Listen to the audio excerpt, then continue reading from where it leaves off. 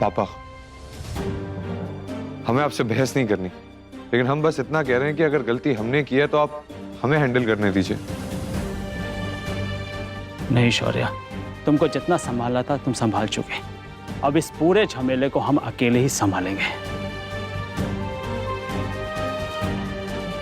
हम सबके लिए बोल रहे हैं, आज घर से कोई भी किसी भी काम के लिए बाहर नहीं जाएगा।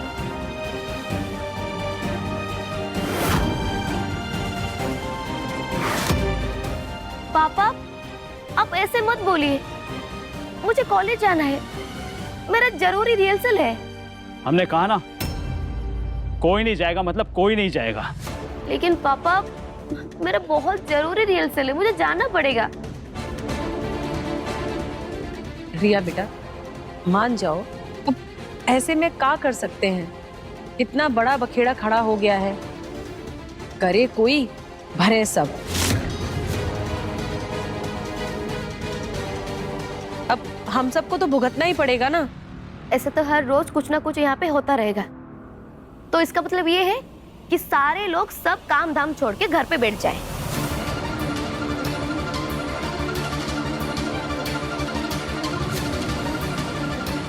बाहर मीडिया हमारे पूरे परिवार को भूखे भेड़ियों की तरह ढूंढ रही होगी। हम नहीं चाहते कि घर के किसी भी आदमी को यह परेशानी झेलनी पड़े, इसलिए हम मना कर रहे हैं। पापा, लेकिन गलती तो पुलिस की है। ये क्या बात हुई कि पुलिस गलती करे और बेकसूर लोग सजा भुगते हैं? जितनी बातें होनी थी हो चुकी। अब हमने जो फैसला लिया है उस पर कोई कुछ नहीं बोलेगा।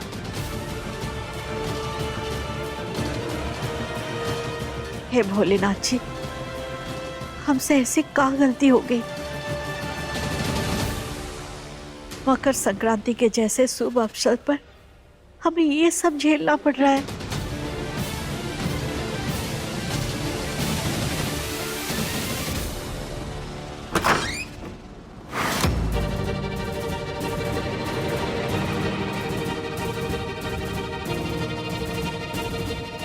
पूरे खानदान का नाश हो चुका है। हे भगवान, ये दिन दिखाने से पहले मार क्यों नहीं दिया हमको?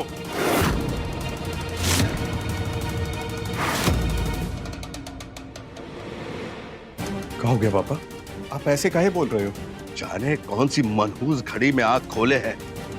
आज के दिन बार बार हम खुद की नजरों में गिरते जा रहे हैं। पहले तुम्हारी करतूत और अब तुम्हारे इज्जतदार ससुराल की घटना।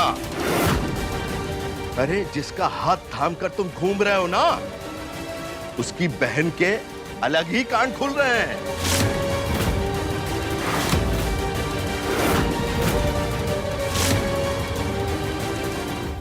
कांड? कैसा कांड पापा? कैसा कांड? अरे इज्जतदार घर की बहुएं घर में रहती हैं, जेल में रात नहीं गुजारती। आंख खोल कर देखो, पढ़ो अखबार।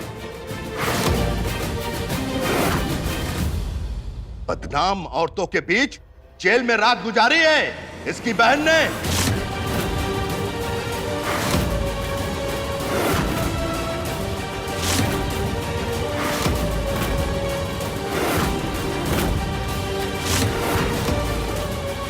स्वरूप खानदान का नाम मिट्टी में मिला दिया है इन दो बहनों ने।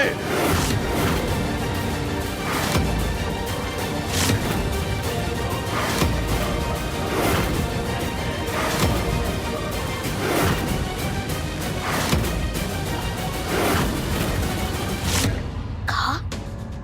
बदनाम औरतों के साथ? हाँ, साची ऐसा काम करती है?